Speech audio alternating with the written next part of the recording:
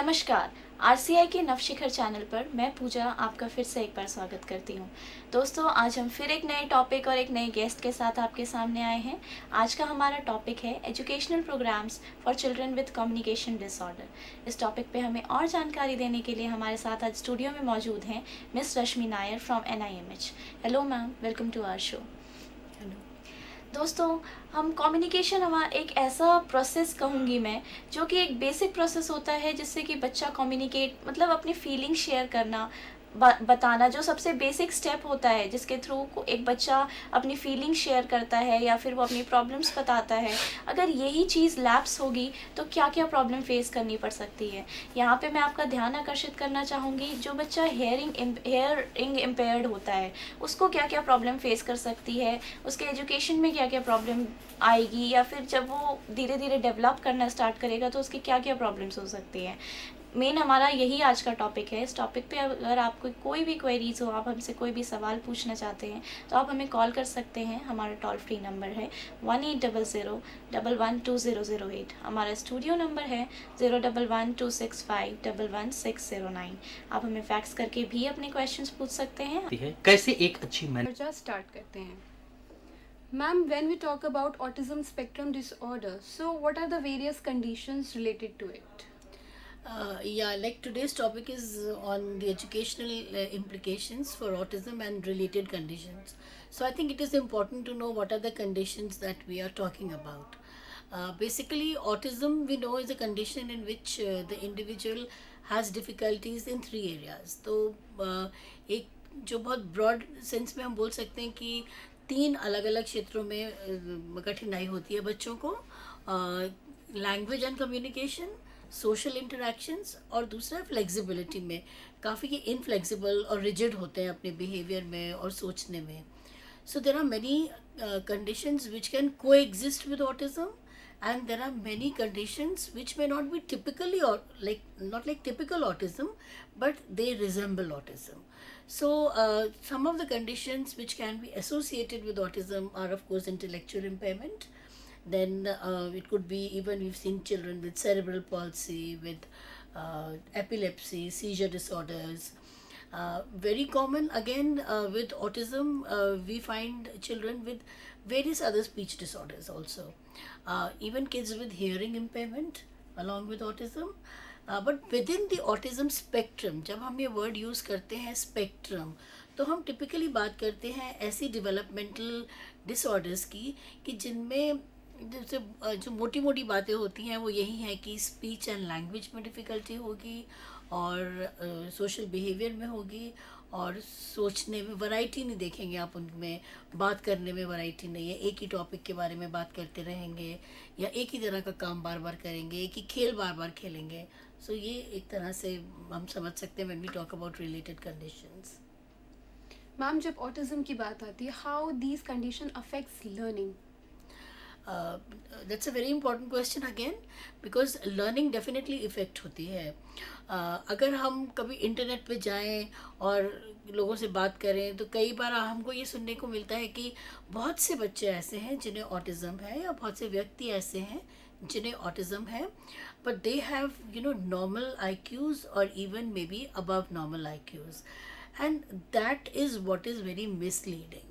कि ये चीज़ थोड़ी सी गलत धारणा हमारे माइंड में बिठा देती है. अगर हम बोलते हैं कि IQ नॉर्मल है या अबव नॉर्मल है, तो पहली चीज़ जो ध्यान में आती है कि आम बच्चों की तरह ये बच्चे सीखेंगे. लेकिन जहाँ पे हम बात कर रहे हैं कि लैंग्वेज और कम्युनिकेशन में और सोचने में ही दिक्कत है, तो ऑब्वियसली जो उनको आता है उसको एक्सप्रेस करने में, जो व्यक्ति उनको सिखा रहा है उसकी बात को समझने में, उसकी लैंग्वेज को समझने में दिक्कत आएगी ही. और फिर उसके बाद एजुकेशन में, चाहे हम स्पेशल एजुकेशन कहें, चाहे हम मेन स्ट्रीम एजुकेशन कहें, लर्निंग का मेन मीडियम क्या है? It's language. So if language is affected, learning definitely is affected, and we are going to talk a lot about the learning styles first. Alright, so we'll first discuss what are the differences in learning. What we see is just the tip of the iceberg. There is more if we go into the depth. Intervention is needed to address the deeper issues. inattention, distractibility, intense behaviors, self-injurious. The child does not learn, and in the deeper layers, neurophysiology, neurobiology, neurochemistry, neurocognitive issues. ना ये slide बहुत ही important है beginning में ही देखने के लिए, क्योंकि इसमें हम देख रहे हैं कि जो हमें जैसे कि एक आइसबर्ग होता है, ये हमें पानी के ऊपर हमें नज़र आती है बहुत सारी बर्फ़, लेकिन अगर हम इसके डीपर लेयर्स में जाएं तो उससे ज़्यादा जो होती है आइस, वो ऊपर जो दिख रही है उससे कई गुना ज़्यादा नीचे होती है. और ऑटिज़म को हम इसी तरह से समझ सकते हैं कि जो हमें ऊपर दिख रहा है वो दिखता है कि बच्चा सीख नहीं रहा, बच्चा अटेंशन नहीं दे रहा. अगर हम उसे कुछ सिखा रहे हैं तो उसका अटेंशन, वो डिस्ट्रैक्ट हो रहा है, किसी और चीज़ की बात करने लग जाता है. तो ये सारे सिम्टम्स हमें नज़र आते हैं और हम सोचते हैं कि ये बच्चा बस ज़िद कर रहा है, सीख नहीं रहा. लेकिन हमें जाना है उसकी डेप्थ में. जब हम डेप्थ में जाते हैं तब हम देखते हैं कि वहाँ पे इट इज़ न्यूरोलॉजिकल, यानी कि उसकी ब्रेन का फंक्शनिंग और उसकी ब्रेन की बनावट ही वैसी है कि वो जो अपने आसपास जो एक्सपीरियंसेस उसके होते हैं उसको वो सही तरह से ग्रहण नहीं कर पाता और सही तरह से उनसे नहीं सीख पाता. तो ये एक बहुत इंपॉर्टेंट स्लाइड है समझने के लिए कि जो देखने में हमें चीज़ें दिखती हैं वो सिर्फ मिसबिहेवियर्स नहीं है ऑटिज़म में, because autism is a behavioural condition. उसके न्यूरोलॉजिकल रीजंस हैं जिन्हें समझना पड़ता है, और अगर हम उन्हें समझेंगे तो लर्निंग में जो डिविएंसेस है उनको भी बेहतर समझ पाएंगे. So what are the different neurological issues resulting. The neurological issues result in deviances in the learning styles. Learning style is an individual's unique approach to learning based on strengths, weaknesses, and preferences. A learning style is a student's consistent way of responding to and using stimuli in the context of learning. तो learning styles की जब हम बात करते हैं, हम सारे जो कंडीशंस होती हैं, विजुअल इम्पेयरमेंट हम ले लें, हियरिंग इम्पेयरमेंट ले लें, तो हमें सीखना होता है कि पहले समझना होता है कि ये सीखेगा कैसे बच्चा, इसके सीखने की स्टाइल क्या है. तो what is a learning style. Learning style वो होता है स्पेशल एजुकेशन में, क्योंकि लर्निंग स्टाइल ही समझने होते हैं. तो द लर्निंग स्टाइल इज़ की स्ट्रेंथ क्या है बच्चे की, कि वो किस स्ट्रेंथ के बेसिस पे हम जो सिखाएंगे वो सीखेगा. और लर्निंग स्टाइल्स वो होते हैं जिससे बच्चा अपनी जो एनवायरनमेंट है उसमें रिस्पॉन्सेस बेस्ट दे सकता है. और आगे की स्लाइड्स में हम देखेंगे कि हमारे जो बच्चे हैं जिन्हें ऑटिज़म है और उससे रिलेटेड कंडीशंस हैं, their learning styles are mainly visual. So types of learning learners and learning styles: visual, auditory, kinesthetic, tactile. VACT learning styles models offer relatively simple and accessible methods to understand and explain people's preferred ways to learn and develop. Learning style may be visual, auditory, kinesthetic. Visual means seeing and reading. Auditory means listening and speaking. Kinesthetic means touching and doing. तो ये जो learning styles की हम बात करते हैं कि जिनको हम मल्टी सेंसरी भी कहते हैं, कि हम लोग सुन के सीखते हैं, देख के सीखते हैं, कर के सीखते हैं, यानी अपनी बॉडी के थ्रू सीखते हैं. तो ये सारे लर्निंग स्टाइल्स जो हैं, ये जो लर्निंग के मोड्स हैं, ये ऑटिज़म में भी हैं. ऐसा नहीं है कि वो सिर्फ किसी एक मोड से सीखेंगे, लेकिन उनका strongest mode of learning is the visual mode. Auditory नहीं है, क्योंकि ऑडिटरी में क्या है, लैंग्वेज है, और लैंग्वेज उनका ग्रे एरिया है, उनकी कठिनाई का एरिया है. So they are very very strong visual learners, and visual supports are needed for these children to be able to learn well.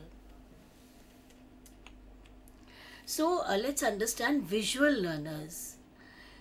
Visual learners are defined as people who learn through seeing. The child with ASD. Visual learning styles are the hallmark of autism. The child with autism often runs around the classroom and not listening to the teacher. This child may not be an auditory learner, and he or she may not be attending to the teacher's words. If the child learns visually, the teacher may need to show the child his or her chair or hand him a picture of a chair and gesture for the child to sit down. All right, तो जब हम visual learning styles की बात बोल रहे हैं तो हम सिर्फ इस चीज़ की बात नहीं कर रहे हैं कि हम उन्हें बुक्स दे देंगे जिनमें बहुत सारे विजुअल्स हैं, there lot of pictures, there lot of images. It's not only about that. When we are communicating with the child with autism, sometimes we have to remember that this is not an auditory learner. जिसका मतलब क्या है कि उसको जो हम बोल रहे हैं, सुने हुए शब्दों को उसकी ब्रेन उस स्पीड से नहीं प्रोसेस करती और समझती जिससे एक आम बच्चे की करती है, या वो शब्दों को उस हिसाब से नहीं समझता जिसको आम बच्चे समझते हैं. तो हम बोलेंगे लेकिन साथ में उसको कोई विजुअल भी दिखाएंगे. कोई छोटा सा बच्चा है, क्लास में है, he is running around and the teacher keeps on repeating sit down, sit down. वो नहीं बैठ रहा, कम एंड सिट डाउन, मैं तुम्हें इतनी देर से बोल रही हूँ, तुम क्यों नहीं बैठ रहे हो. तो आप इस पैटर्न को हमें समझना है. एक और एग्जांपल है कि सपोज एक बच्चा है, उसकी मदर उसको खाने के लिए बुलाती है. Now the mother keeps on saying कि जैसे पेरेंट्स बहुत लंबी लंबी बातें करते हैं अपने बच्चों के साथ. देखिए, मदर भी अपने बच्चे को बोलती है, मेरा प्यारा बेटा आ जाओ, खाना खाएंगे, खाने का टाइम हो गया है. तो उसकी ब्रेन शुरू करती है, मेरा प्यारा बेटा खाने का टाइम है, चलो खाना खाएंगे. इतना लंबा चौड़ा एक जो ऑडिटरी इनपुट आ रहा है, तो अभी उसकी ब्रेन ने स्लोली स्लोली मेरा प्यारा बेटा भी नहीं प्रोसेस किया कि मम्मी कहती है मैंने बोला ना तुम आ क्यों नहीं रहे हो. वहाँ से उसकी ब्रेन डिस्कनेक्ट करके मैंने बोला तो नहीं पे आ जाती है. तो इस बच्चे ने क्या सुना, मेरा प्यारा बेटा मैंने बोला तो नहीं, मैंने बोला तुमने सुना नहीं. और उसके बाद कोई तीसरी इंस्ट्रक्शन दे देती है मदर. तो उसके ब्रेन में जो प्रोसेसिंग होती है वो एक नॉनसेंस लैंग्वेज की होती है कि उसने कुछ शब्द सुने, फिर कुछ सुने कुछ सुने. लेकिन अगर उसकी मम्मी उसको कम से कम शब्दों में एक स्पून दिखा के बोलती है खाना, आ जाओ खाना, तो तब क्या है, वो विजुअल सपोर्ट से वो कम से कम शब्दों को प्रोसेस करके खाने के लिए आ जाएगा. So this is a typical example कि विजुअल लर्निंग का मतलब केवल ये नहीं है कि when they are sitting in a classroom situation और a learning situation we will provide visuals. They need it 24/7 along with the language so that they can understand language better. Now let's see what are the implications of visual learning. We need not devalue a person with autism or any other condition just because he or she follows a certain pattern or style of thinking, learning and behaving. To be effective teachers, we need to understand and respect these differences, and our role needs to be such that we can accept the culture of differences as well as teach the culture of the so-called neurotypical world to them. What does this mean now? It's very important to keep one thing in mind. When we have a child with autism or say a mild intellectual impairment also, what happens when we see that child, everything about the child appears, I will use the word appears so-called normal. ये बच्चा जो है चलता भी है, सुनता भी है, देखता भी है. तो इसको तो व्हील चेयर नहीं चाहिए, इसको हियरिंग एड नहीं चाहिए, ये देखता है. इसको किसी तरीके की अडेप्टिव डिवाइस नहीं चाहिए देखने के लिए. तो फिर ये सीखता क्यों नहीं है. अक्सर एज टीचर्स हम लोगों का एक मेंटल ब्लॉक आ जाता है कि इस बच्चे को किसी अडेप्टेशन की ज़रूरत नहीं है. और हमेशा ये होता है कि हमारे एक्सपीरियंस में कि when we are interacting with teachers who are working with different disabilities, they are very sympathetic, they are very empathetic, they are very sensitive to needs of disabilities which are very very apparent. Visual impairment है, hearing impairment है, अगर locomotor difficulty है, तो teachers को बहुत अच्छी तरह समझ में आता है कि इन बच्चों की ज़रूरत क्या है. बट जहाँ पे दूसरी डिसेबिलिटीज़, हिडन डिसऑर्डर्स आ जाते हैं, जैसे कि ऑटिज़म है, वहाँ पे कई बार वो इस चीज़ को बहुत ज़्यादा इम्पोर्टेंस नहीं देते हैं कि इस बच्चे के लिए कोई अडेप्टेशंस चाहिए। तो इसीलिए बहुत ज़रूरी है कि हमारे में पहली चीज़ तो अंडरस्टैंडिंग ऑफ ऑटिज़म स्पेक्ट्रम आए, दूसरा एक्सेप्टेंस इस फैक्ट की आए कि इस बच्चे की सेंसेस ठीक हैं, फिर भी इस बच्चे को लर्निंग में डिफ़िकल्टीज़ हैं, इसको शायद मेंटल रिटार्डेशन नहीं है, फिर भी इसको लर्निंग में डिफ़िकल्टीज़ हैं। तो हम आगे जो इम्प्लीकेशंस की बात करेंगे और अडेप्टेशंस की बात करेंगे, वो इस फाउंडेशन पे होनी चाहिए, नहीं तो वो कभी भी काम नहीं करेंगे। Because there is always a mental block. This child sees, he runs, he does everything, why is he not learning, he is just misbehaving. और अक्सर और जिन बच्चों को ऑटिज़म स्पेक्ट्रम होता है वो इसी, हम बोलेंगे कि इसी ब्लेम का शिकार होते हैं कि बिहेवियर्स ख़राब है इसके, और कोई दिक्कत नहीं है। तो पहले हम बात करेंगे about the distinct learning styles of children with ASD. What are the different or the distinct learning styles?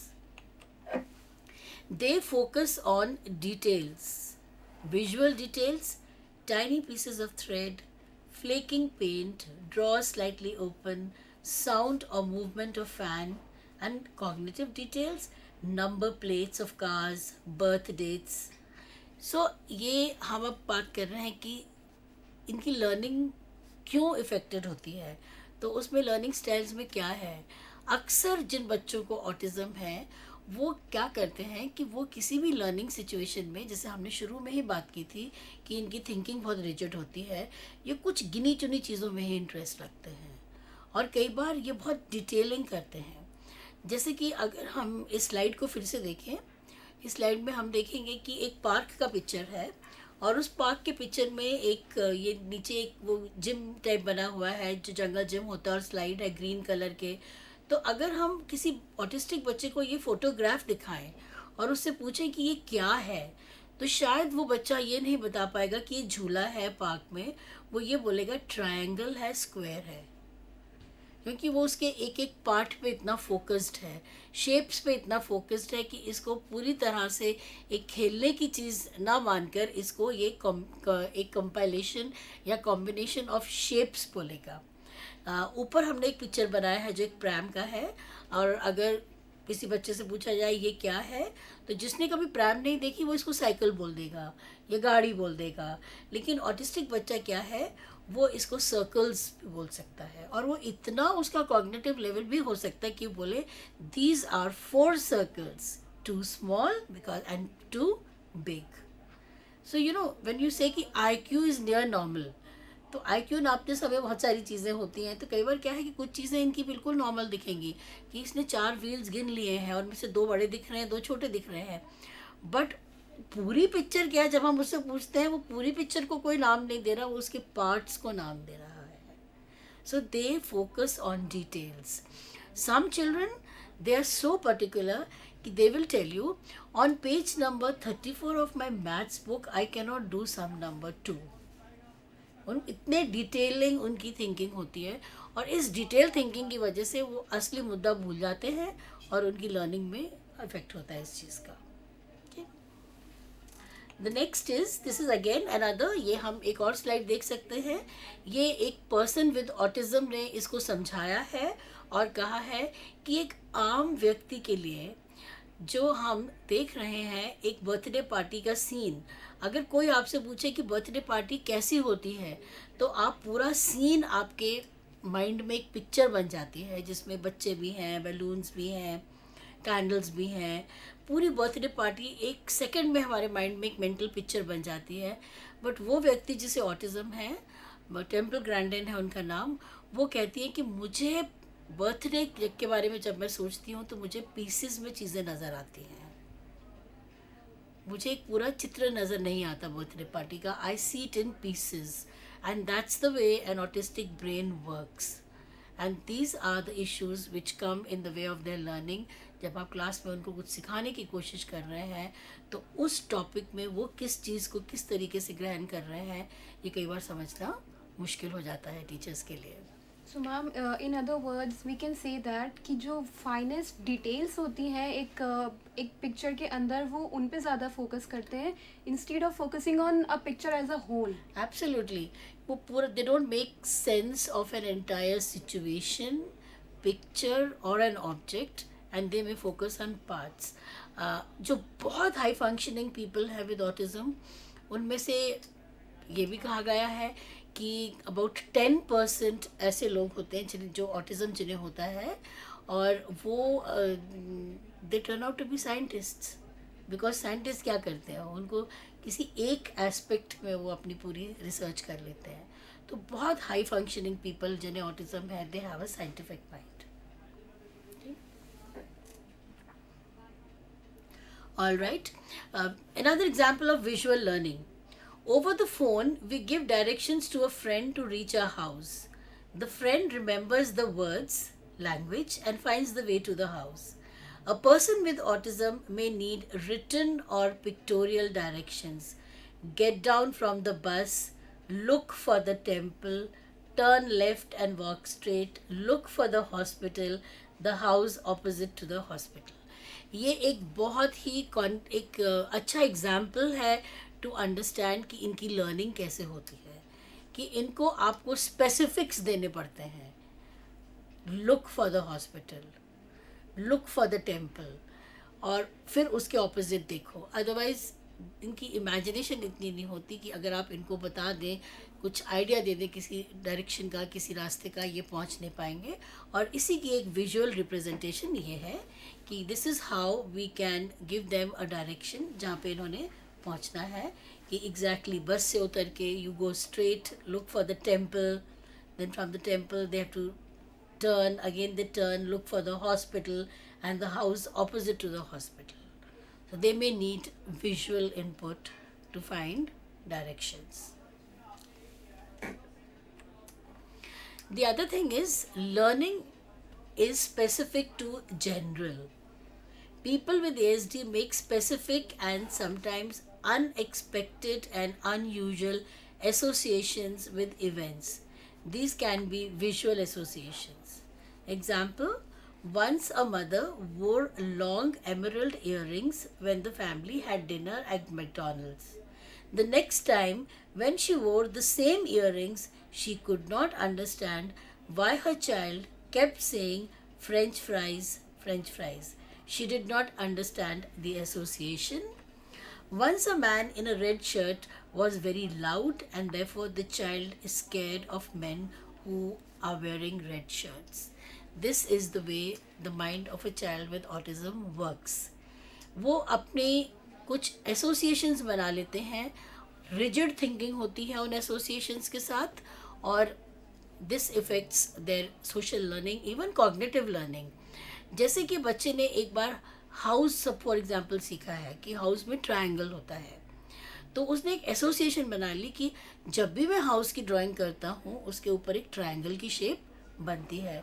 तो उस बच्चे के लिए वो एसोसिएशन इतनी स्ट्रॉन्ग हो जाती है कि if the child sees another picture of a house that does not have the triangle shape on it, he will not identify it as a house, because he has made a mental image, he has made an association that this is what a house is.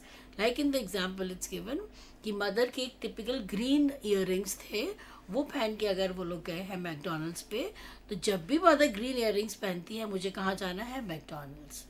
तो ये बहुत ही specific सी learning इनकी हो जाती है. अगर मुझे लिखना है तो मैं अपनी रेड वाली पेंसिल से ही लिखूँगा. मैं किसी तरीके, मेरा पेंसिल बॉक्स नहीं है आज, मेरा वो पिंक और येलो वाला पेंसिल बॉक्स आज बैग में नहीं है, तो विच मीन्स कि आज मैं काम नहीं करूँगा. These are the kind of rigidities that can be seen in many children with autism, and we have to break. The whole idea about education in autism is breaking these rigidities, respecting the child.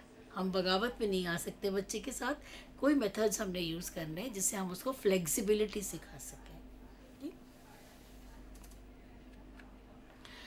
This is a typical example. The child learned to identify a wooden chair.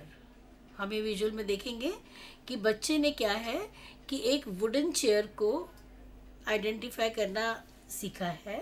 तो उसके लिए क्या है कि वो wooden chair ही chair है, उसके अलावा कोई और चेयर नहीं है. सो पहली बार टीचर ने जब उसको चेयर सिखाया तो ये कार्ड दिखाया जिसमें कि 3 पैनल्स हैं वुड के और ब्राउन वुड की चेयर है। जब उसको दूसरी पिक्चर्स दिखाई वो उनको चेयर नहीं बोलता, क्योंकि जनरलाइजेशन उस बच्चे का नहीं हुआ। उसने चेयर वर्ड का एसोसिएशन एक पर्टिकुलर इमेज के साथ ही बनाया है। So friends, we have seen that if it comes to autism spectrum disorders, अगर हम बात करते हैं autism spectrum disorders की, तो बहुत सारी conditions associated होती हैं जिसकी वजह से learning affected हो जाती है. For example, it can be associated with intellectual disability or mental retardation. It can be associated with cerebral palsy, epilepsy, and hearing impairment also.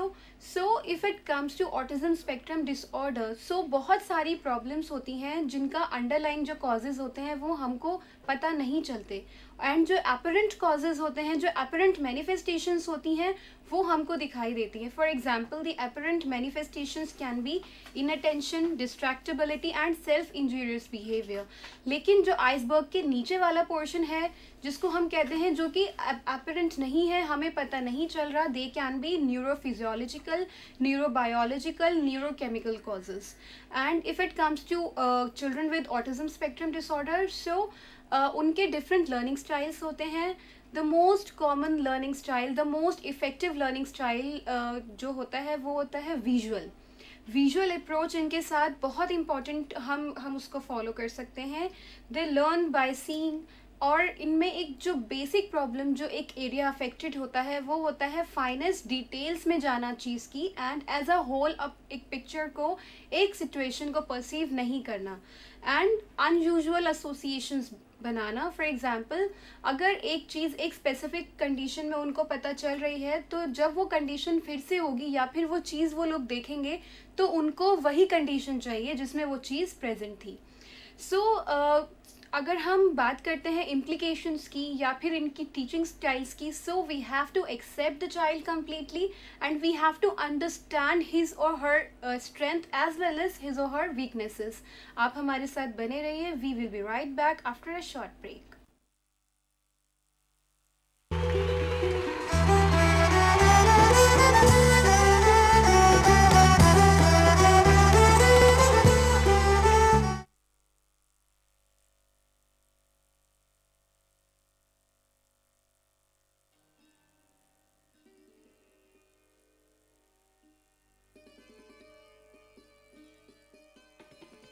Autism एक व्यापक विकासात्मक विकलांगता है जिसके लक्षण जीवन के प्रथम 3 वर्ष में ही दिखाई पड़ते हैं, जैसे असंगत खेल, असमान स्थूल एवं सूक्ष्म गामक क्रियाएं, शाब्दिक संकेतों पर अभिव्यक्ति न देना.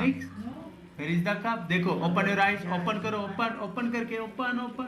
नियमित कार्यक्रम परिवर्तन का विरोध करना एवं अवलोकनीय शारीरिक उच्च स्तरीय या निम्न स्तरीय क्रियाकलाप. UNCRPD 2007 सेक्शन 1 ऑफ आर्टिकल 4 निशक्तता के क्षेत्र में कार्यरत प्रोफेशनल के प्रशिक्षण पर महत्व देता है. ऑटिज्म के क्षेत्र में सरकारी एवं गैर सरकारी संस्थाएं कार्यरत हैं जो भारतीय पुनर्वास परिषद द्वारा पंजीकृत हैं.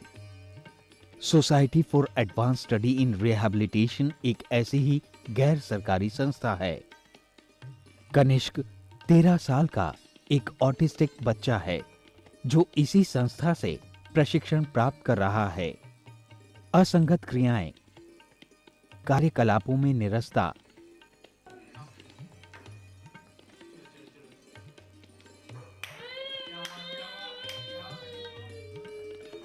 असमान स्थूल एवं सूक्ष्म गामक क्रियाएं जैसे बॉडी रॉकिंग और फिंगर रिगलिंग उसमें देखी जा सकती है. उसे मैचिंग और पेस्टिंग, पॉइंटिंग जैसी क्रियाएं सिखाई जाती हैं. Very good. Glass. Where is the glass? Glass.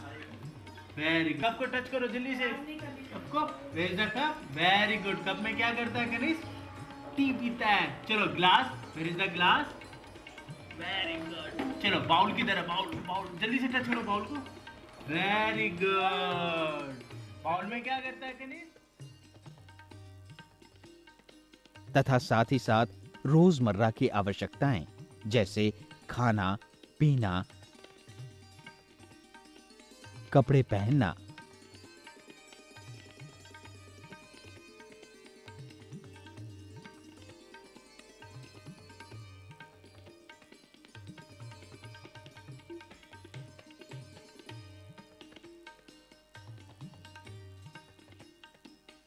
और व्यायाम संबंधी प्रशिक्षण दिया जाता है। ऑटिस्टिक बच्चों को भिन्न भिन्न प्रकार की कार्यविधियां उनके स्तर के अनुसार सिखाई जाती हैं। जैसे कुछ बच्चों के लिए colouring with in one area, matching and identification, fine motor skills, I hand coordination, concept of vegetables, fruits, body parts, colours पर जोर दिया जाता है तथा कुछ को प्रश्न पढ़ के उत्तर देने में और रोजमर्रा की आवश्यकताओं को पूरा करने में सक्षम बनाया जाता है। इसके अलावा राइम्स, डांसिंग, सिंगिंग द्वारा लेजर एंड रिक्रिएशनल एक्टिविटीज में भाग लेने के लिए प्रोत्साहित किया जाता है। इन सभी कार्यकलापों एवं प्रशिक्षण का एकमात्र उद्देश्य उन्हें स्वनिर्भर बनाना है, ताकि ये डगमगाते पांव सक्षम बन जीवन के एक एक पायदान पर दृढ़ता से आगे बढ़ें और अपनी मंजिल को पा लें। एक तारा टिमटिमाता, उसने आकाश को छू लिया। एक लौ जली कहीं, उसने अंधकार को मिटा दिया।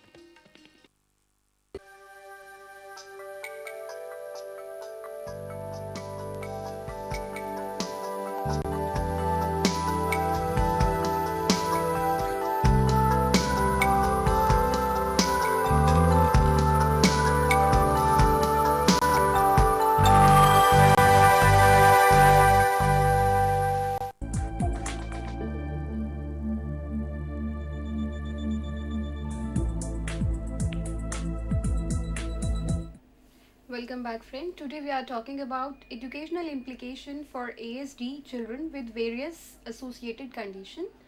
I would like to remind to our viewers that if you have any query regarding this topic, you can call us on our toll-free number, that is 1-800-112-008. Our landline number is 265-11611. You can fax us at 265-11609. आप हमें email कर सकते हैं at rehabstd@ndc.vsnl.net.in, and for more information you can log on to our website, that is www.rehabcouncil.nic.in. Break पे जाने से पहले हमने डिस्कस किया कि children with autism spectrum disorder they are majorly visual learner, and the major problem is problem in generalization. So ma'am, अगर हम generalisation की बात करें और उसमें जो डेफिशिट होता है उसकी बात करें तो वो क्या होता है? देखिए, जनरलाइजेशन की डिफ़िकल्टीज तो और भी कंडीशंस में होती है, लेकिन ऑटिज़म में बहुत ज़्यादा इसलिए होती है, जैसे आपने अभी बोला कि एसोसिएशंस बना लेते हैं, कि अगर बच्चे ने एक बार एसोसिएशन ही बना लिया है कि एक पर्टिकुलर शेप का लीफ है, वही लीफ है, तो उससे अलग शेप के लीफ को वो कभी लीफ बोल नहीं पाएगा. That is very difficult. तो क्या है कि जो हमारे टीचिंग मेथड्स हैं, इनमें हमें बहुत अहमियत देनी पड़ती है, कि जिसको हम जनरलाइजेशन में बोलते हैं learning across stimuli, which means अलग अलग लोग. बहुत ध्यान रखना पड़ता है इस चीज़ का.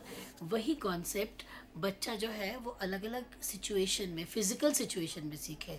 अगर टेबल टॉप पे सीख रहा है तो घर में अपने पेरेंट्स के साथ भी नेचुरल एनवायरनमेंट में वो चीज़ सीखे. अगर रेड कलर उसने टेबल टॉप में अपने टीचर के साथ सीखा है, तो अपने मदर के साथ, घर में कोई ब्रदर सिस्टर या एनीबडी एल्स, किसी और टीचर के साथ कलरिंग के टाइम पे भी सीखा है. वो उसने वही रेड का कॉन्सेप्ट उसने काउंटिंग के साथ टाइम भी सीखा है, कि मुझे 2 रेड बीड्स काउंट करके दो. घर में उसने वही जनरलाइज किया है कि कबर्ड खोलो, अपनी रेड टी शर्ट निकालो. So across stimuli means that across people, across social environment, across different materials. So red is not only a red color card, Red is not only a red colored block, it can be a shirt, it can be tomato, it can be apple. So ये generalization में हमें थोड़ा सा conscious और aware रहना पड़ता है autism में कि ये automatic नहीं आएगी, इस पे काम करना पड़ेगा. It's the main thing. और जैसे ही हम बात करेंगे about their deviant learning styles, along with that naturally we will be talking about the teaching methods also. So we can go to the next slide, which is attention and distractibility. Again, very important thing in autism. Attention distractibility. It is difficult for a person with autism to prioritize what is of importance at that time. They may pay more attention towards irrelevant. For example, the teacher gives the child something to write. There are 2 pencils in his pencil box. The child cannot pay attention because one of the pencils has a broken point and he is totally distracted by it. तो इस तरह की ये सारी चीज़ें it's a total, जिसको हम बोलते हैं एक पजल है, इंटरलॉकिंग, एक वेब है. ये जो हमने बात की एसोसिएशंस की, फोकसिंग ऑन डिटेल्स की, ये सारी आपस में लिंक्ड हैं. तो यहाँ पे जो एग्जांपल दिया गया है वो ये है कि टीचर कहती है लिखो और ये बच्चा लिख सकता है. The child can write. So the child opens the pencil box, or the teacher gives the pencil box, and one of the pencil is not sharpened. So rather than focusing or writing or completing the worksheet, this child is more interested in sharpening the other pencil. And ये कोई शैतानी से नहीं हो रहा है. It's not a behavior. His mind works that way, that the pencil in my pencil box has to be sharpened because maybe once it is an association. Once my mother said, whenever you go to school, check that all your pencils are sharpened. So even with kids who are going to mainstream schools with autism and who are pretty high functioning, ऐसी difficulties उनके साथ भी आती है कि उनको एक rule दे दिया है मामा ने कि आप जब भी स्कूल जाते हो चेक योर पेंसिल बॉक्स, सारी पेंसिल शार्पन होनी चाहिए. तो अगर एक टूटी हुई है तो मैं कैसे काम करूं क्योंकि मेरी पेंसिल टूटी है, हालांकि दूसरी भी है मेरे पास ना. अगेन इस चीज़ को समझने के लिए जो हम अटेंशन और डिस्ट्रैक्टिबिलिटी कह रहे हैं, इसको समझने के लिए हमें एक सेंसरी डिसफंक्शन को समझना पड़ता है ऑटिज्म में. कि हाँ, ये जो बच्चे हैं किसी भी समय में जो इनको इनपुट मिल रहा है अपनी एनवायरनमेंट्स में, देख के, सुन के, फील करके, उसमें से क्या ज़्यादा इम्पोर्टेंट है उसको ये प्रायोरिटाइज नहीं कर पाते. कि टीचर की instruction is more important than the visual distraction of a broken pencil. The teacher's instruction and what is written on the blackboard is more important than the movement of leaves on the tree outside the window. तो ये उनका brain किसी ऐसी चीज़ की तरफ distract या attract हो जाता है जो बहुत इम्पोर्टेंट नहीं है. और यहाँ से जैसे हमने बोला कि जब हम बात कर रहे हैं इनकी लर्निंग स्टाइल्स की, हम बात इवन करेंगे कि इनके साथ करना क्या है. तो सेंसरी इंटीग्रेशन थेरेपी चाहिए होती है इन बच्चों को, जो कि एक वेल ट्रेंड ऑक्यूपेशनल थेरेपिस्ट दे सकता है, जिससे इनकी सारी सेंसेस जो हैं, all the senses, they can work together for effective learning. Difficulty with engaging and disengaging. Firstly, the interests are selective and therefore they may engage only in selected activities. Once they are engaged, it may become difficult to disengage or move to another activity. This is a very, very difficult situation for most teachers who work with children with autism. And I would like to add over here another angle कि अक्सर जिन बच्चों को autism है उनको एक miss diagnosis हम लोग दे देते हैं ऑफ ADHD, क्योंकि हमें लगता है किसी चीज़ पे ये ध्यान नहीं दे रहे हैं. But main difference between autism and ADHD is कि जिन बच्चों को ऑटिज़म है, क्योंकि हम रिलेटेड कंडीशंस की भी बात कर रहे हैं, तो जिन बच्चों में ऑटिज़म है उनमें क्या होगा कि उनके इंटरेस्ट लिमिटेड होंगे, लेकिन अगर वो अपने इंटरेस्ट की एक्टिविटी कर रहे हैं तो उससे डिसएंगेज करना भी बहुत मुश्किल होता है. हर तरह की एक्टिविटी में लगाना भी मुश्किल है और जिनमें वो लग जाते हैं उनसे हटाना भी उतना ही मुश्किल होता है, जो ADHD में नहीं होगा. सो ना इसका एक सिंपल सा एग्जांपल है कि सपोज़ बच्चे को ब्लॉक बिल्डिंग बहुत पसंद है या पजल्स करना बहुत पसंद है. अगर वो बच्चा पजल्स कर रहा है तो बहुत आसानी से उसको हटाना पजल से मुश्किल होगा. अगर उस बच्चे को कंप्यूटर गेम्स खेलने का शौक है तो when he is on the computer और उसको मना किया जाए कि अब कंप्यूटर नहीं करना है, अब आके पढ़ लो, so very difficult to disengage him from the computer and get him to work or do something else. So engaging, that means getting interested in something, is difficult because the interests are very selective, and then once they are into that, taking them away from that is also very very difficult. तो वो हम एक rule बनाते हैं parents को, जो teachers को बोलते हैं कि ये हर एक व्यक्ति के साथ होता है. It happens with us also if we are enjoying a film on the television और हमें कोई एकदम आगे स्विच ऑफ कर दे वो फिल्म, हमें भी गुस्सा आता है. इनके साथ क्या है कि छोटी छोटी चीज़ों में ये होता है कि डिसएंगेज नहीं कर पाते. So we always advise parents, suggest to teachers, अगर एक एक्टिविटी फिनिश होने जा रही है 2 मिनट पहले या 5 minutes before the activity finishes, tell the child 2 more minutes and then it's finished, or 5 more minutes and then it is finished. So if the child is doing some kind of a game on the computer, 3 more trials and then finished, 2 more trials then finished, now your last trial then finished. इसका advantage क्या होता है कि the brain gets conditioned to stopping and they find it easier to stop, otherwise it is difficult to disengage them from something. Okay. The next is difficulty with multiple perspectives. Most children learn better during individual work sessions. Group learning is difficult because it involves multiple perspectives.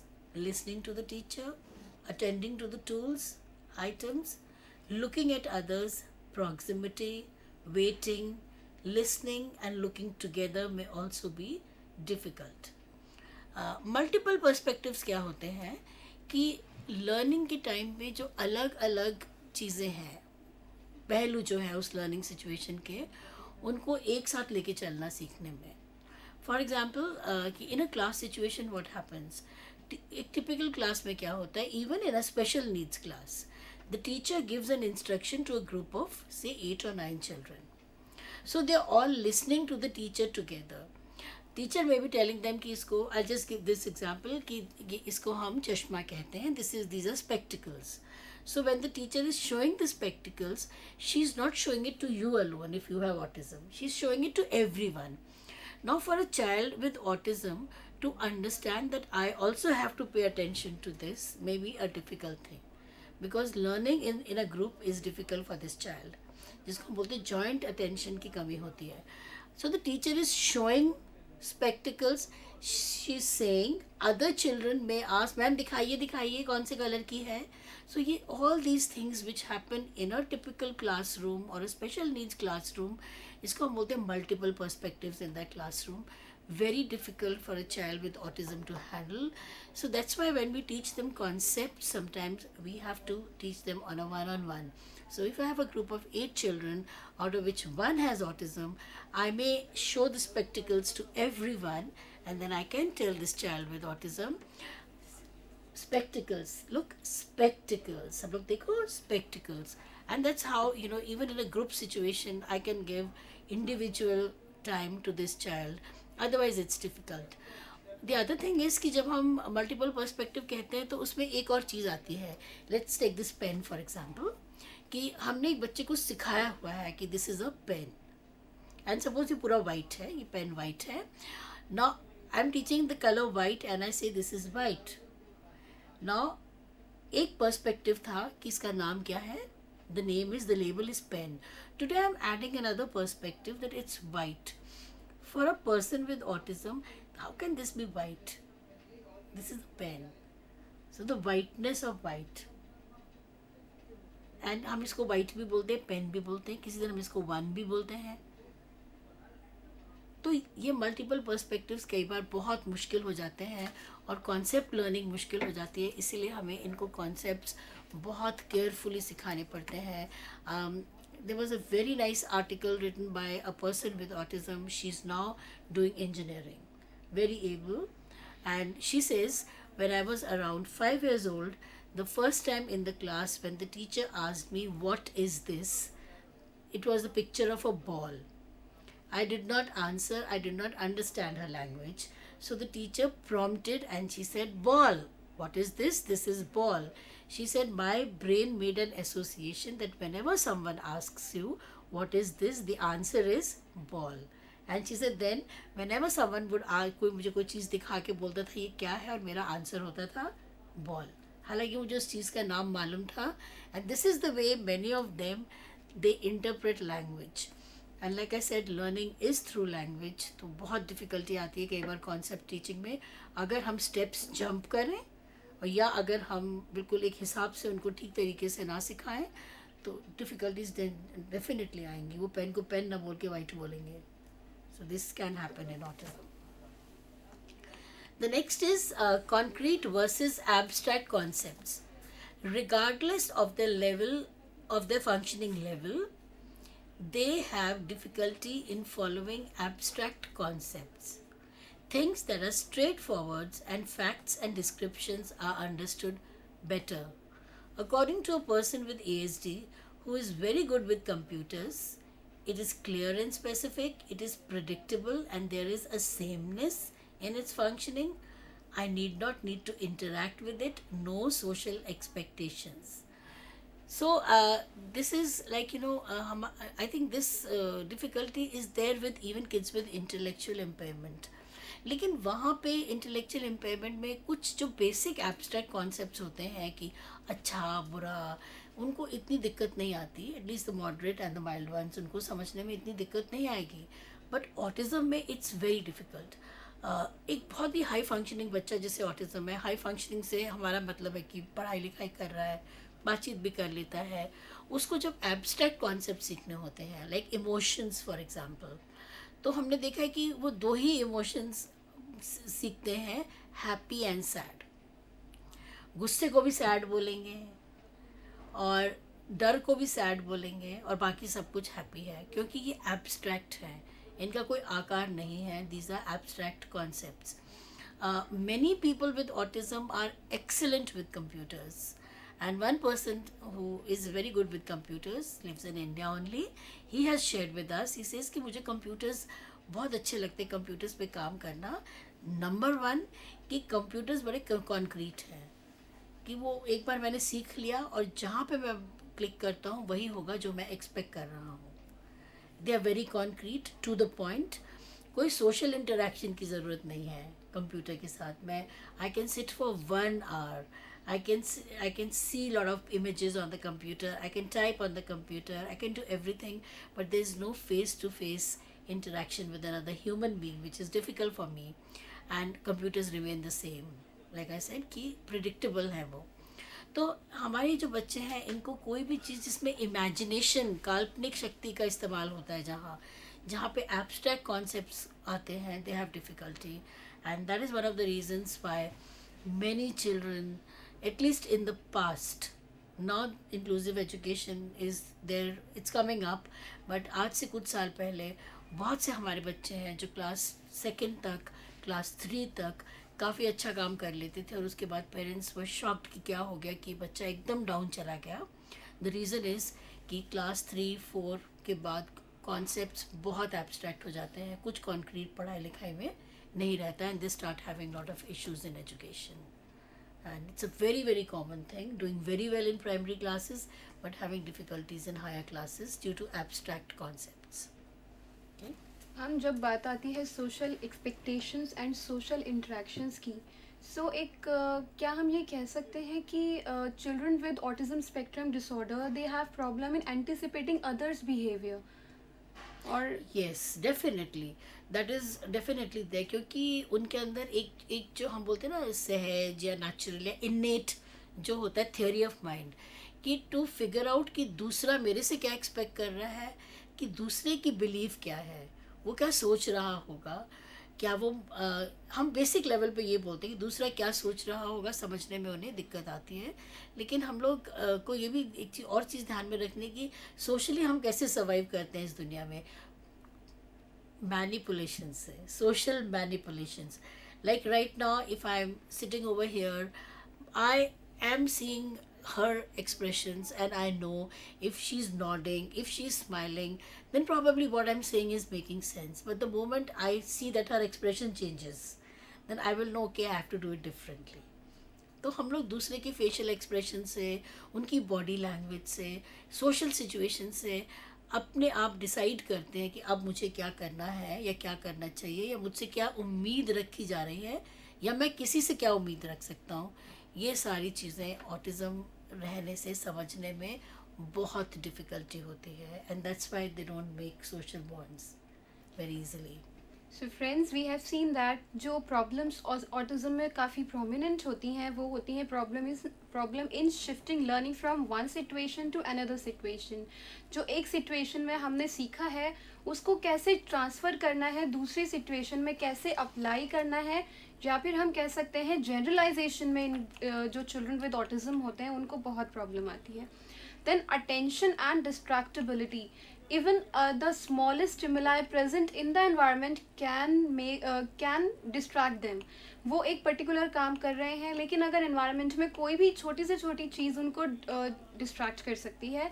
Then difficulty in engaging as well as disengaging. अगर वो एक particular काम में involve हो गए सो इसमें problem आएगी कि हम उनको इन्वॉल्व कैसे करें, and at the end of the time अगर वो उनको पसंद आ गया so it becomes very difficult for us to disengage them कि हम उस काम से उनको कैसे हटाएं. Then multiple perspective, inability to gain multiple perspective. एक चीज़ का एक एस्पेक्ट वो गेन कर लेते हैं, उसके मल्टीपल एस्पेक्ट्स गेन करने में इन बच्चों को बहुत प्रॉब्लम आती है. देन अगर हम कॉन्क्रीट चीज़ों की बात करें so yes they are easily pickup by them. And अगर हम बात करते हैं एब्स्ट्रैक्ट कॉन्सेप्ट्स की, एब्स्ट्रैक्ट लैंग्वेज की, एब्स्ट्रैक्ट थॉट्स एंड आइडियाज़ की, तो वो पिकअप करने में इन बच्चों को काफ़ी प्रॉब्लम आती हैं. So the main thing is that कि हमें उनको variety of material we have to provide to them, and natural environment में जितना हमसे हो सके हमें उनको सिखाना चाहिए. आप हमारे साथ बने रहिए. We will be right back after a short break.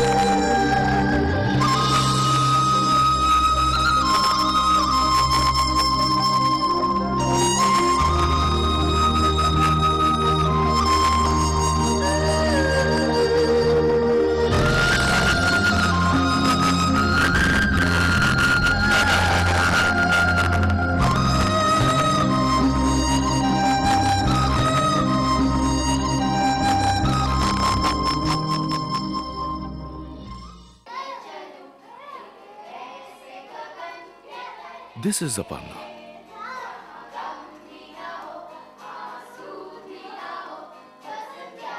She loves chess and Shah Rukh Khan.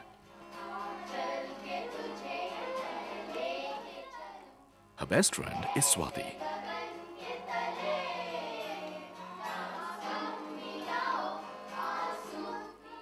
She also has visual impairment.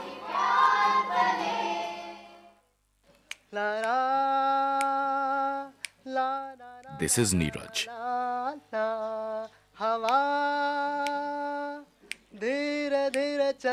He plays many instruments.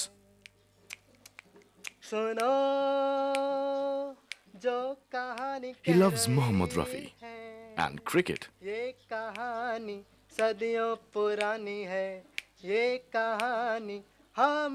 He also uses crutches for mobility. चंदा है तू मेरा सूरज है तू This is Raj Bala. मेरी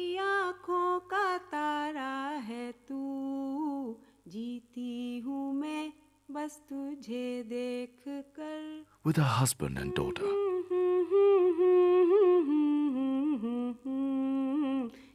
She loves cooking and watching TV. सूरज है तू आ मेरी आँखों का तारा है तू She also has cerebral palsy.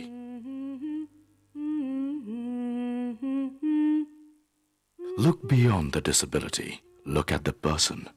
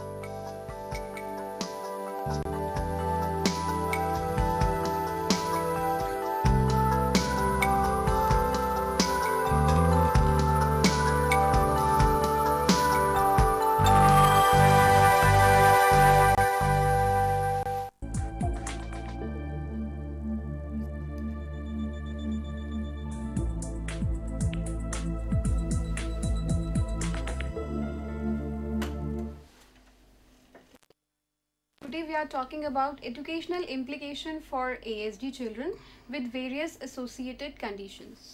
Break पे जाने से पहले हमने देखा कि कितनी टाइप की प्रॉब्लम्स होती हैं अटेंशन को लेकर, जनरलाइजेशन को लेकर, कॉन्क्रीट एंड एब्स्ट्रैक्ट कॉन्सेप्ट्स को लेकर. सो मैम, क्या सोशल इंट्रैक्शन में एक बहुत इंपॉर्टेंट चीज़ होती है सोशल रूल्स को फॉलो करना, तो उसमें किस तरह की difficulty children with autism face करते हैं?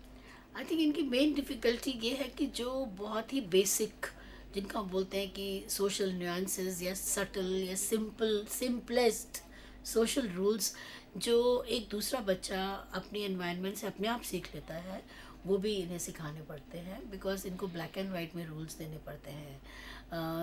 सोशल रूल्स अगेन जो हैं सोशल रूल्स, कोई भी चीज़ इस दुनिया में like it's not a Lakshman rekha. Nothing is like black and white exactly कि इन दिस सिचुएशन ये करना है, इन दिस सिचुएशन ये करना है.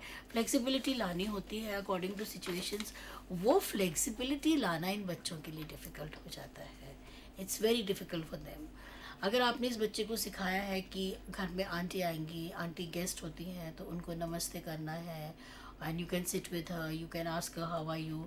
So what will happen in an extremely formal situation also, they will use the same script, social script. आप कैसे हो, आप पानी पियोगे. अगर उनके घर में कोई गेस्ट आ जाएगा in the form of a 4-year-old child, तो उससे भी वो ऐसे ही बात करेंगे, आप कैसे हो, आपको पानी पीना है क्या, because they have just learned it as a rule. तो वो जो सिखाते हैं वो रूल सीख जाते हैं कई बार, बट बिकॉज उनको फ्लेक्सिबिलिटी लाना नहीं आती उन रूल्स में, so they start appearing socially odd. So they may learn the rule, but they learn it in an odd way, and this is probably the next slide which talks about it. So difficulty following unwritten social rules. Difficulty following unwritten social rules. Social life cannot be based on black and white facts and rules. The grey of social life includes things like humor, flexibility, little white lies, teasing with peers, etc. तो यही जैसे हमने अभी बोला कि social life ऐसी नहीं होती कि आप बड़े एक ऑफिशियस वे में, एक मतलब सरकारी तरीके से, दफ्तरी तरीके से रूल्स के साथ चल रहे हैं. अपने फ्रेंड्स के साथ बहुत फ्लेक्सिबिलिटी होती है. We find children and even adults, when they're with friends, so they're having a very serious discussion, and from that serious discussion they switch over to something very light. Then एक हम जिसको हम बोलते हैं leg pulling, छेड़छाड़ करना friendship में एक दूसरे की. कभी कभी जो हार्मलेस, जो नुकसान नहीं करती, छोटे छोटे झूठ जो होते हैं, these are all a part of our social life. ये चीज़ें समझने में ऑटिज़म में बहुत दिक्कत होती है, क्योंकि हम बोलते हैं कि social life black and white नहीं होती, वो ग्रे होती है, उसमें शेड्स होते हैं ब्लैक एंड वाइट के. वो शेड समझना इनके लिए बहुत दिक्कत होती है। तो मोस्ट बच्चे जो मेन स्ट्रीम स्कूल में जाते हैं, लड़ाई करना अपने फ्रेंड से, उसने मुझे ये बोल दिया, उसने मुझे वो बोल दिया है, उसने मेरा ये चीज़ छुपा दिया। They can not understand this small fights which are components of friendship. So they find it very difficult to make friends. Definitely these social issues they have. Sometimes they may not know कि teacher से कैसे interact करना है, वो teacher से भी informal ज़्यादा हो जाएंगे, या अगर उनके घर में उनको फॉर्मल रहना सिखाया टीचर के साथ तो वो अपने फ्रेंड्स के साथ भी फॉर्मल हो जाएंगे. Those kind of difficulties even with training they do have. The next is organizing and sequencing. Executive function deficits. Organizing means understanding, integrating, and planning several elements to achieve a predetermined goal. Often, people with ASD get confused when performing the sequences, and then they may need to start from the first step all over again. ये जो हम executive function deficit in autism कहते हैं, executive function deficit जो है ये हम बोलते हैं एक कोर डिफ़िकल्टी एरिया है ऑटिज्म में. It is one of the main areas of difficulty. और इसका व्हाट डज इट मीन, हमारे ब्रेन में फ्रंटल लोब्स जो हैं वहाँ पे ये जो एग्जीक्यूटिव फंक्शन है ये होता है. तो इसका मतलब है कि हम कुछ भी जो प्लान कर रहे हैं उसके लिए उसकी सीक्वेंसेस होती हैं, उसके स्टेप्स होते हैं. तो उन स्टेप्स की चेन बनाना मीनिंगफुल और अपना गोल अचीव करना. फॉर एग्ज़ाम्पल, बच्चा स्कूल में अगर गया है और उसका मैथ्स क्लास है and the teacher comes, so the executive functioning would be कि मैथ्स से पहले उसका SST का क्लास हुआ है, सोशल स्टडीज़ का क्लास हुआ है. So to put the social studies book away in the bag और in the drawer and to take out the maths book and the geometry box, whatever is needed on the table is executive functioning.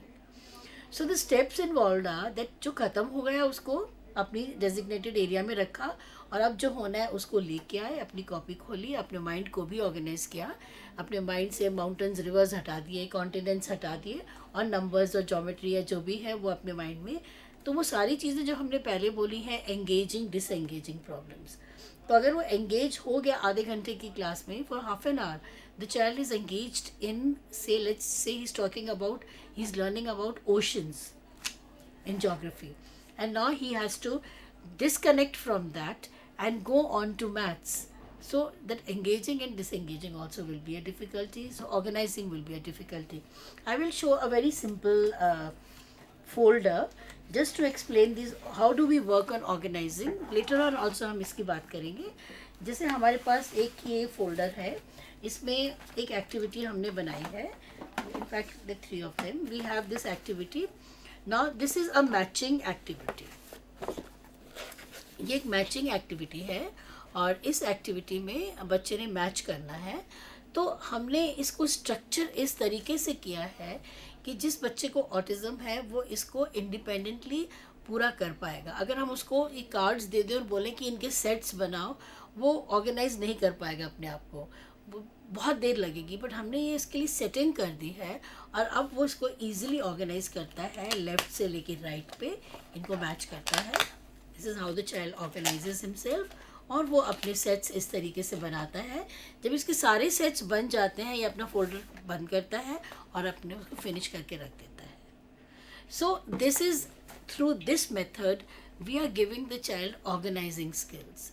You start a work, this is how you go with the work and this is what you do with the work when you complete it. Otherwise क्या होगा कि अगर आप एक बच्चे को खाली ये वाले कार्ड्स दे देते हैं मैच करने के लिए, जैसे ऑटिज़म है, आपने टेबल में पूरे कार्ड्स आपने टेबल में ऐसे ही डाल दिए हैं अगर, और आपने उसको ये एक्टिविटी दे दी है कि चलिए जी इसके सेट्स बना के मुझे दिखाइए, कि दो दो बनाने हैं सबके, और ये सारे कार्ड्स हमने ऐसे मिक्स रख दिए हैं और हम बच्चे को बोल रहे हैं कि आपने दो दो का सेट बनाना है इन कार्ड्स का. वो इसको उठाएगा, फिर वो कहीं और से इसको लेगा, गलती से इस पे डाल देगा, फिर यहाँ नहीं जाना, इसको जाना है, फिर कहीं और से ढूंढने लग जाएगा. This is disorganization. Because the brain will not work in an organized manner. But हमने उसको इस तरीके से काम दे दिया कि वो इसको प्लान्ड वे में कर पाता है, एग्जीक्यूट कर पाता है. Most children with autism they will not finish their work on time, क्योंकि उनके अंदर वो प्लानिंग एबिलिटी नहीं है कि with in a given time मुझे काम करना है. वो स्कूल की बस आ जाएगी, वो किसी और चीज़ में लग जाएंगे. एक जैसे यंग लेडी एंड वो सेंटर में जाती है and she works in a vocational unit. She is an excellent worker. She is got very good fine motor skills. She does weaving, she does painting. लेकिन उसका एग्जीक्यूटिव फंक्शन क्या है कि morning में हर parents have lot of difficulties कि उसको time का कॉन्सेप्ट सिखाने में, कि अगर बाथ लेने में आधा घंटा लगा दोगे तो आपकी ब्रेकफास्ट के लिए टाइम कम बचेगा और आपकी स्कूल की आपकी वैन आ जाएगी जिसमें आपको बैठ के जाना है. That concept the parent have to make concrete, क्योंकि वो जो प्लानिंग होती है अंदर उससे नहीं होती. तो उनको विजुअल्स लगा के क्लॉक के साथ उसको दिखाना पड़ता है कि ये क्लॉक है, देखो हमने एक बिंदी लगा दी है 2 पे और अभी 1 पे है. That means 5 minutes. 1 पे है अगर क्लॉक का हैंड, तो 2 पे बिंदी लगी हुई है, एक स्टिकर लगा हुआ है. जब ये हैंड क्लॉक का 2 पे आ जाएगा आपका ब्रेकफास्ट टाइम फिनिश हो जाएगा. सो विजुअल बना दिया है टाइम को, जो एक एब्स्ट्रैक्ट कॉन्सेप्ट है. और ये बच्चा अपने आप को ऑर्गेनाइज कर पा रहा है, अपने सीक्वेंसेस ठीक कर पा रहा है, क्योंकि उसको आइडिया लग गया है कि रफली उसकी इंटरनल मेंटल क्लॉक उसको अब बता रही है कि ये क्लॉक कैसे आगे मूव करती है और मैंने कैसे तैयार होना है. अदरवाइज़ ये जो ऑर्गेनाइजिंग स्किल्स हर एक बंदे में इनबॉर्न होते हैं और it's a brain function, they are affected in autism. They are generally disorganized. और अगर वो ऑर्गेनाइज्ड होते हैं तो अटपटी चीज़ों में ऑर्गेनाइज्ड होते हैं. रियल लाइफ में अपने आप को फंक्शन करने में वो बहुत ज़्यादा ऑर्गेनाइज्ड नहीं हो पाते. And it affects their learning.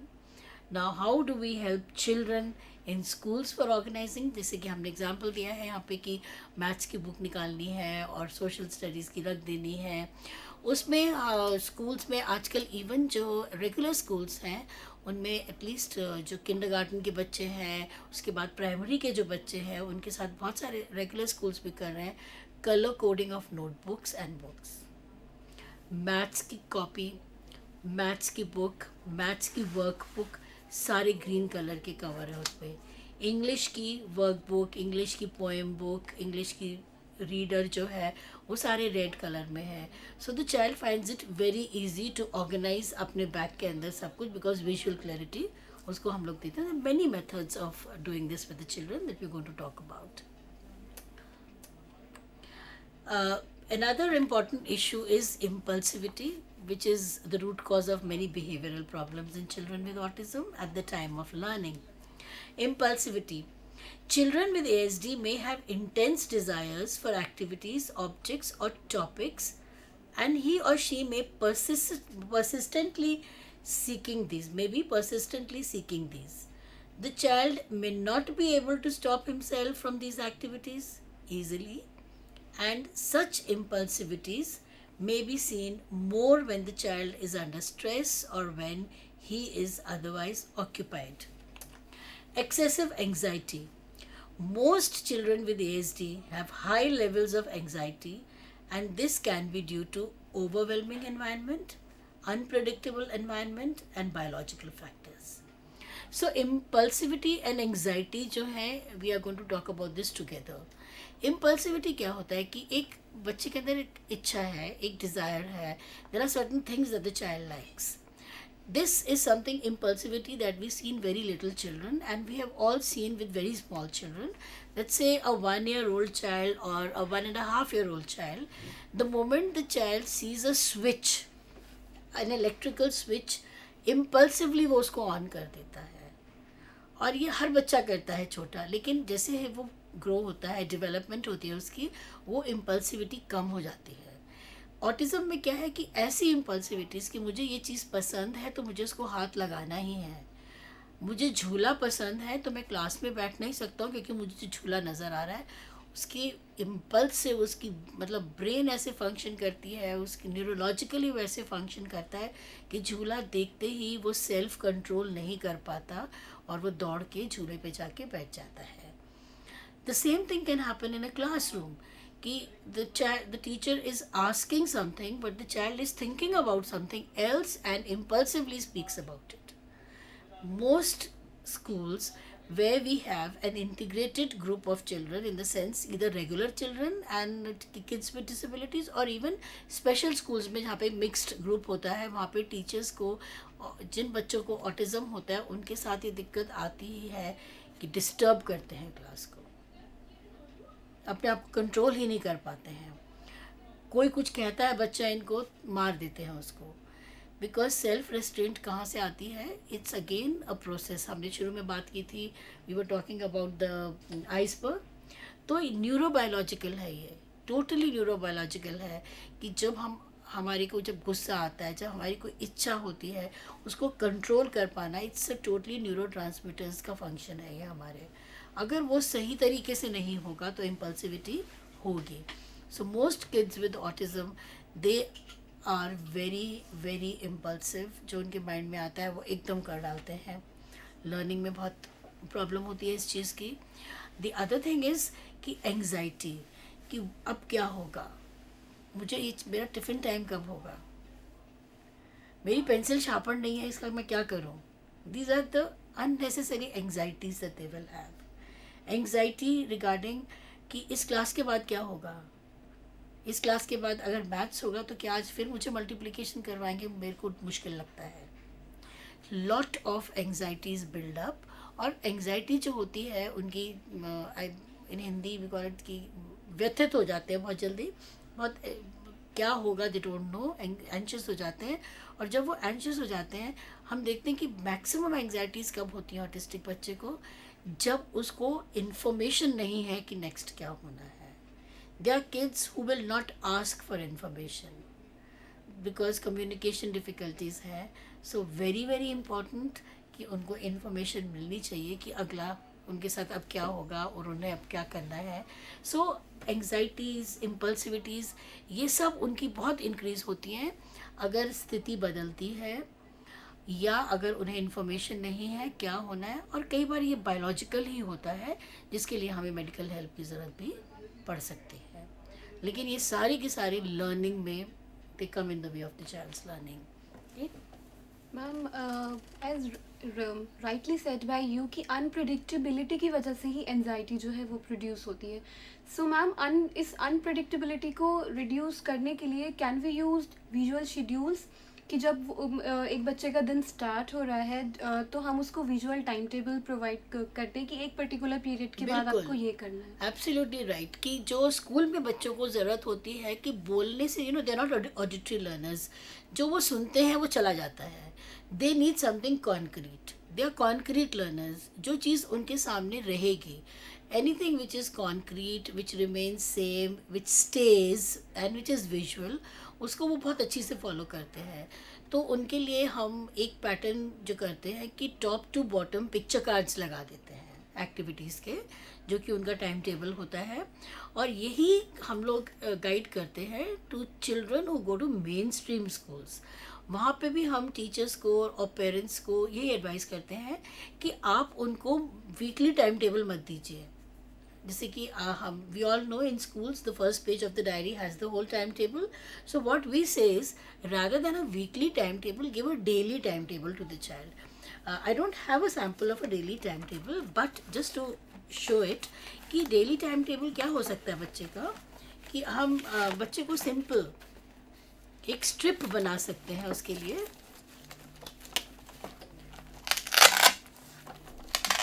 जैसे हमने बच्चे के लिए अलग एक स्ट्रिप बना दिया इस तरीके का, और फर्स्ट एक्टिविटी जो बच्चे की है वो हमने यहाँ लगा दी और इसके अंदर पिक्चर रहेगी.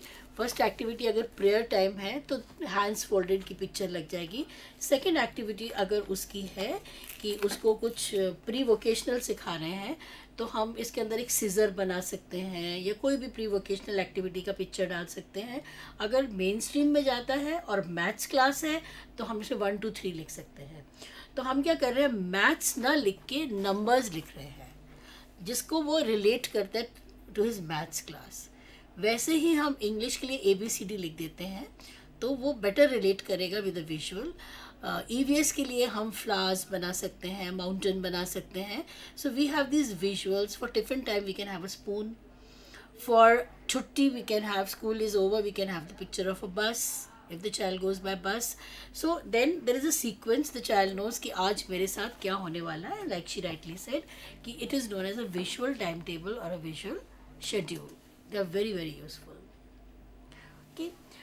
Now we'll come to हम लोगों ने बहुत सारे उनके लर्निंग स्टाइल्स के बारे में बात किया है, और इम्प्लीकेशंस इन लर्निंग स्टाइल्स की एजुकेशन में क्या होती हैं, कैसे इफ़ेक्ट करते हैं ये लर्निंग स्टाइल्स उनकी लर्निंग को. तो हमने क्या अब देखना है कि हमारे टीचिंग को कैसे ये में इम्प्लीकेशन क्या होगी इन लर्निंग स्टाइल्स की.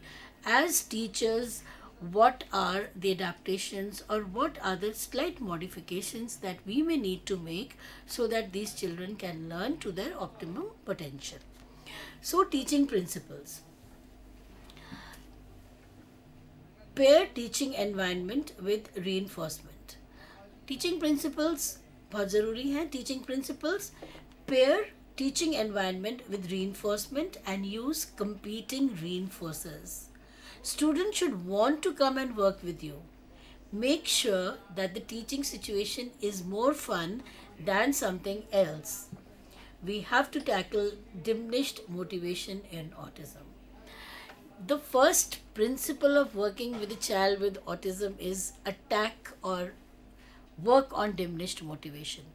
क्योंकि one of the features of autism is कि motivation बहुत low होती है सब चीज़ें करने की. कुछ गिनी चुनी चीज़ों में इंटरेस्ट है, उसको करेंगे. तो इसीलिए बहुत ज़रूरी है कि हम अपने आप को इतना फन बनाएं, इतना इंटरेस्टिंग बनाएं बच्चे के लिए कि और कोई चीज़ हमसे ज़्यादा इंटरेस्टिंग ना हो. तो तभी हम बोलते हैं कि कंपटीशन में the teacher is above everything else. So the teacher, how will the teacher be above everything else, because ये बच्चे तो सोशल बॉन्ड्स नहीं बनाते हैं. तो ये टीचर क्या हो जाएगी कि जिन वस्तुओं को ये पसंद करते हैं, जिन ऑब्जेक्ट्स को ये पसंद करते हैं, teacher will become a supplier of those. That's what reinforcement is. So pairing, so जैसे हम क्लासिकल कंडीशनिंग साइकोलॉजी में पढ़ते हैं, तो अगर टीचर के पास वो सामान है जो इस बच्चे को बहुत पसंद है, तो द टीचर बिकम्स दैट सामान ओनली फॉर द चाइल्ड. उसको देख के ही, टीचर को देख के बच्चे को मालूम है कि ये मेरे साथ गाना गाते हैं, मुझे गाना पसंद है, ये मेरे को टिकलिंग करते हैं, मुझे टिकलिंग पसंद है, या मुझे कुछ चिप्स खाने पसंद है तो मुझे दो तीन चिप्स देते हैं ये क्लास में. या फिर वो बच्चे को ये है कि anything that the child likes, कि मेरे को सेंसरी नीड्स हैं बहुत, मेरे हाथ बहुत हिलते हैं नहीं तो मैं फ्लिक करता हूँ अपने हाथ, ये टीचर मुझे प्रेशर देती है हाथ में. So you have to understand your child, you have to pair with the child so that the child wants to be with you and the child wants to learn from you. That is increasing the motivation level of the child. That is the first principle that we have to remember while teaching. Pairing, more about pairing. First goal of pairing, establish and maintain ongoing reinforcing relationship with the student, fun before work. Essentially, you want to become associated with good things. You want to be seen as the way to access reinforcement. In strictest sense, this is not the time to be placing demands on the student. You want to get in demands gradually with increasing difficulty. You also want to start each day with a bit of pairing, especially difficult activities. तो जब हम एक autistic बच्चे के साथ काम करते हैं कि हम उसके साथ एक एसोसिएशन बनाएं, उसके बारे में बोला जा रहा है, तो ये बहुत ज़रूरी है कि हमें ये याद रखना है कि वहाँ पे कोई ये नहीं है कि my issue is more important, कि I want to teach the child, कि my agenda can not be more important than the child is always most important. So if I have certain goals that I have to teach the child, I have to ask myself, if I impose these goals on the child as a demand, it will not work, it will never work with the child with autism. But अगर मैं इन demands को as teacher, if I combine these demands with a lot of fun that I have with the child, then what will happen is that there will be more output from the child. my input has to be demands, yes, but in a very very fun oriented manner, in a very very casual manner.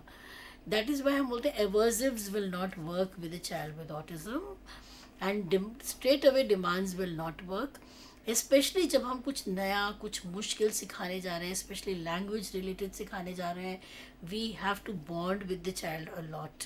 और ये it is not only for autism, even for higher studies nowadays, if you are going for management, if you are going for higher level teaching, आजकल जो psychology in education है उसमें तो teachers को, there are such senior psychologists who do classes on how do you make your students, or even in a company where you're working, how do you make your employees relax. And it is the same thing, how do you make your child relax before working. That is very very important. So friends, what we have seen is कि एक problem जो बहुत dominantly prevail करती है in children with autism is rigidity in following rules. They are not flexible enough कि अगर rules में किसी भी तरह का कोई चेंज आ रहा है उसको एक्सेप्ट करने के लिए they are not at all flexible enough. They have rigidity in following rules. So social rules को फॉलो करने में उनको प्रॉब्लम आती है. Another one is the executive functioning deficit. Executive functioning deficit का ये मतलब होता है कि ऑर्गेनाइजेशन जो प्रॉब्लम होती है सीक्वेंस करने में थॉट्स एंड आइडियाज़ को इनको काफ़ी प्रॉब्लम आती है. और in other word we can say that कि organization, then understanding, then integrating and then planning and execution, ये जो chain है वो affected होती है. So what we can see that कि अगर हम अगर हमको जो इनके अंदर बेसिक प्रॉब्लम्स हैं एनजाइटी की, इम्पल्सिविटी की, उनको डिक्रीज़ करने के लिए the most important thing is जो अनप्रेडिक्टेबिलिटी है एनवायरनमेंट में उसको रिड्यूस करना और एनवायरनमेंट को उनके लिए एक्सेसिबल बनाना. And the most important thing in the teaching method is we have to make a strong rapport with the child. And जो भी मटेरियल हम उसको दे रहे हैं वो फन ओरिएंटेड होना चाहिए instead of goal oriented. Fun is the most important thing कि जो भी चीज़ हम उसको दे रहे हैं वो रीइंफोर्सिंग हो, वो मोटिवेटिंग हो, and of course it should be the object of fun for the child. आप हमारे साथ बने रहिए. We will be right back after a short break.